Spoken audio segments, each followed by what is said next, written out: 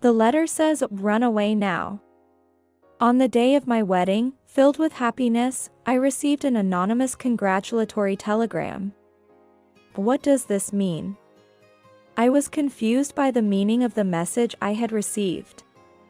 But then, I realized something hidden in it and fled from the wedding venue in my wedding dress. It was a terrifying plan that threatened my life. Could I possibly stop this dreadful scheme? This is the story of the fear I experienced and the strange fate that unfolded. My name is Emily, a 25-year-old nurse. I recently got engaged to Tom, a doctor of the same age at the same hospital. He is rich because he is a doctor. Plus, he's handsome and popular with women. Moreover, he's friendly and has always been kind to me, a nurse.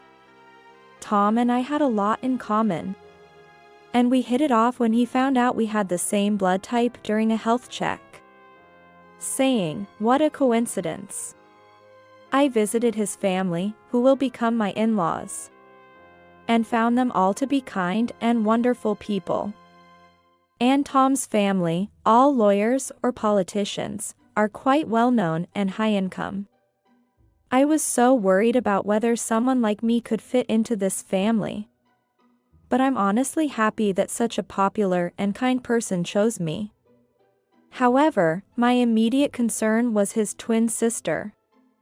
Although they are twins, they don't look much alike but seem very close. Tom's twin sister, Catherine, seemed to be interfering with our marriage. You're Emily, aren't you?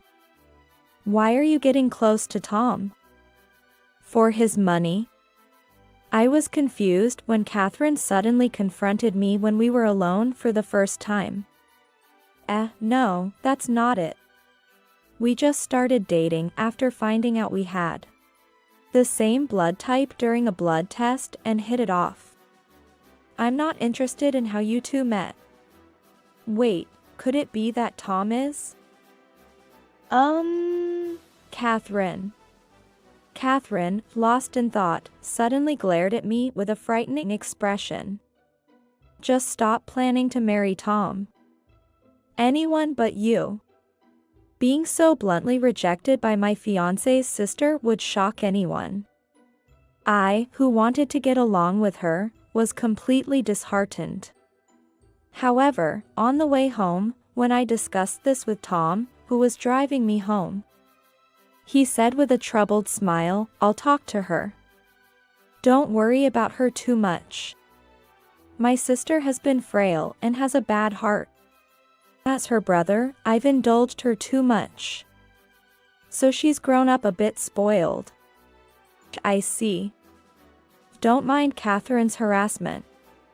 Let's be happy together, no matter what obstacles we face. I'll convince my sister before the wedding. I was deeply moved by Tom's words. I had never felt so loved by someone before. I even wondered if it was all a dream to be engaged to such a kind and handsome man. That day, he dropped me off in front of my house, and I was happy. As such, the wedding preparations steadily progressed. As the wedding arrangements moved forward, Catherine's interference intensified. She even followed me to my wedding dress fitting and tried to get between us. She would forcibly sit between us even when we were on the sofa. And it was overwhelming when she would cling to Tom's arm and walk around. Moreover, since the twins didn't look alike, it was mistaken by the wedding staff that Tom and Catherine were the bride and groom. And I was just accompanying them. Hey, Catherine. You don't need to cling to Emily during her dress fitting. Back off. No way. I won't hand over Tom. Hearing this, I couldn't help but give a wry smile. The bond between twins might be stronger than that of regular siblings. But this would be troublesome even after marriage. Catherine glared at me with a sullen look. Then, after the fitting, I decided to invite her to dinner to improve our relationship. Catherine. We're going for dinner now. Would you like to join us? Stop it already. Don't follow us around. When I approached Catherine, she suddenly started shouting loudly. Tom, myself, and the people around us were taken aback. Catherine, disregarding everything, shouted out loud. Someone call the police.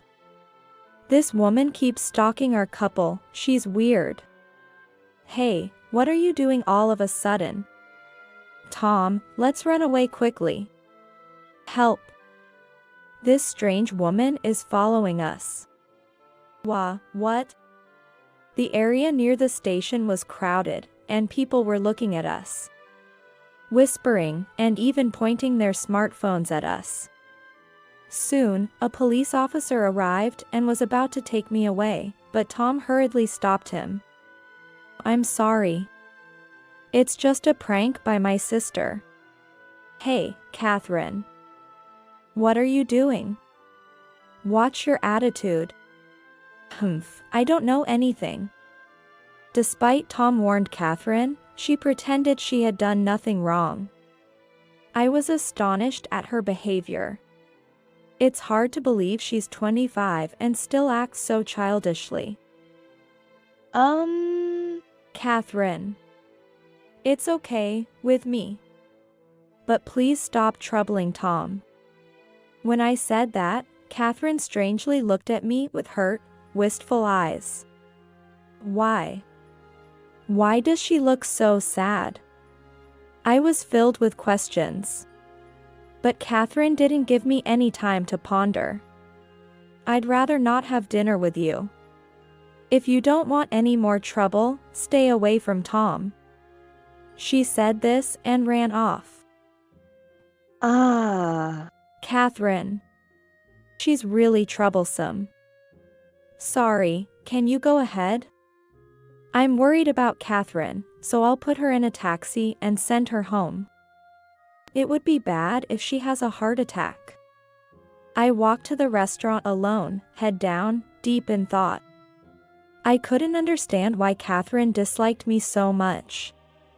The only thing I could think of that might have upset her was my engagement to her twin brother, Tom. But it seemed different from just sibling love or jealousy. However, I couldn't think of any solution, and just hoped that Tom would convince her before the wedding.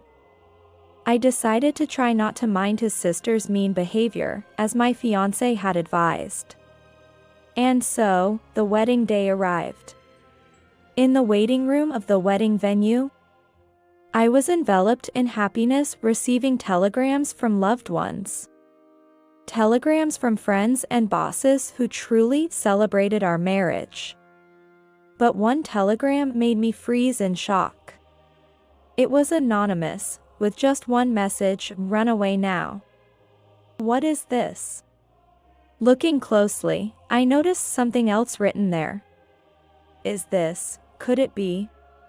From this telegram, I learned of a terrifying plan hidden behind the wedding. I immediately fled the venue, still in my wedding dress. Huff, puff. Holding up the hem of my wedding dress, I snuck out of the venue, hiding from others, and headed to the designated place behind the building. There, someone was waiting for me. Emily, over here. Change quickly, then we'll go to the taxi stand. Hurry. Catherine, wait.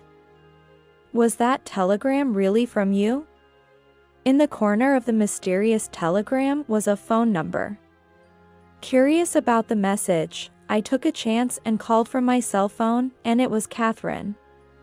She then revealed a shocking truth. Tom is after your life. Her words took my breath away. But honestly, I can't believe it. Is this not just another one of your cruel pranks? I'm sorry for everything I've done till now. I've been awful to you, Emily. But all of it was to separate you and Tom. I tried to stop you from marrying him so many times, seriously. Catherine looked at me with a pained expression. I was still somewhat skeptical, but I decided to trust her. Emily. Where are you? Suddenly, a voice echoed, and I turned to see Tom in a pristine white tuxedo. He seemed to have run after us, sweating and breathing heavily. Emily, Catherine, what are you doing here? Let's hurry back to the venue. The ceremony is about to start. Tom. You noticed us sooner than I thought. I know what you're up to. We're twins, after all. No need for such silly pranks.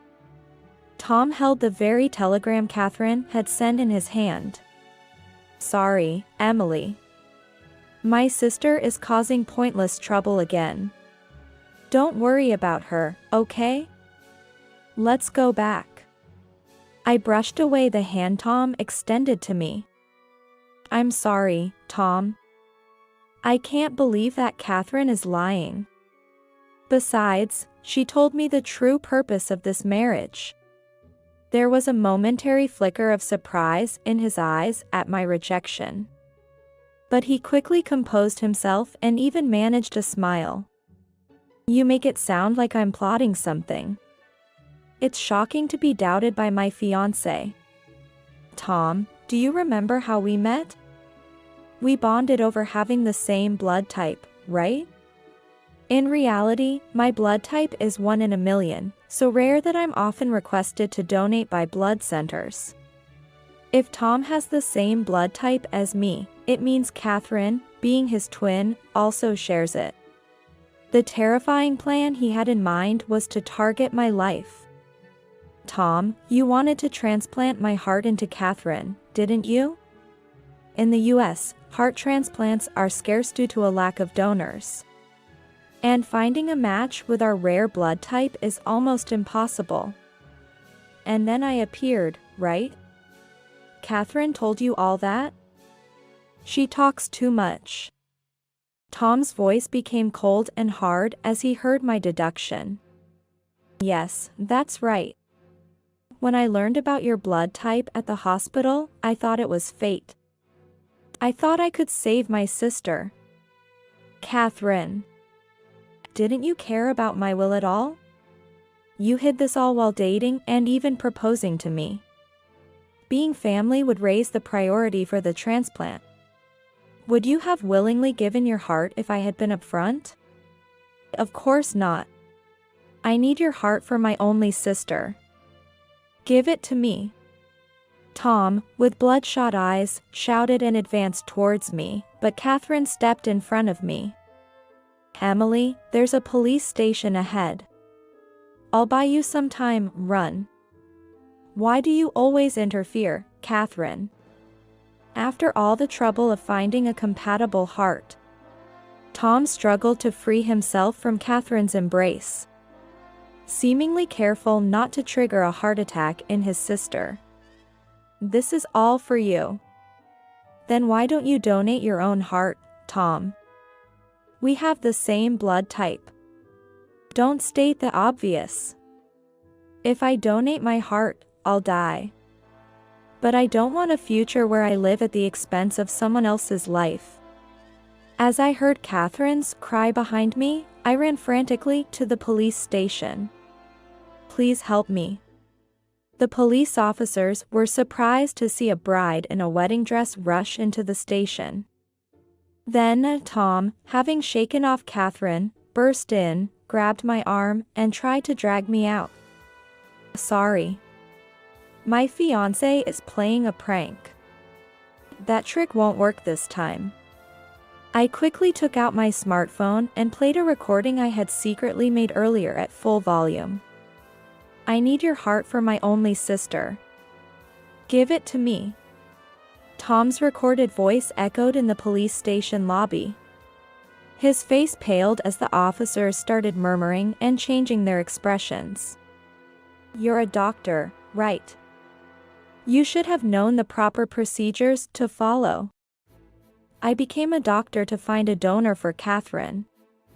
As long as my sister is saved, I don't care about anyone else. He began to cry and struggle as the police officers surrounded and restrained him. "No. Let me go." He resisted until the end as he was dragged away. Thus, my fiancé was arrested. His parents, having learned everything, agreed to pay all the wedding expenses. Thankfully, we hadn't submitted the marriage registration, so there was no legal complication. Later, I broke up with Tom, but Catherine and I became friends. Catherine, thank you so much. No matter how much I thank you, it won't be enough. But why did you help me? You really don't remember me, huh? Well, you've helped so many people as a nurse, so it's no surprise you don't remember. According to her, I had helped her during a heart attack on a train platform back when I was a nursing student. I had administered first aid and called an ambulance. Then left quickly to catch my train, completely forgetting the incident. I'm the one who should be saying thank you. Thank you for saving me back then. I was shocked when Tom brought you home, as I had always wanted to thank you. I'm sorry, I honestly still can't remember. It's fine. Whether you remember or not doesn't matter to me. You saved me once, so it was my turn to save you. Besides, I never wanted to sacrifice someone else for my own sake. Catherine's tone was calm, but her smile was gentle, revealing her true kindness. I finally understood her true nature.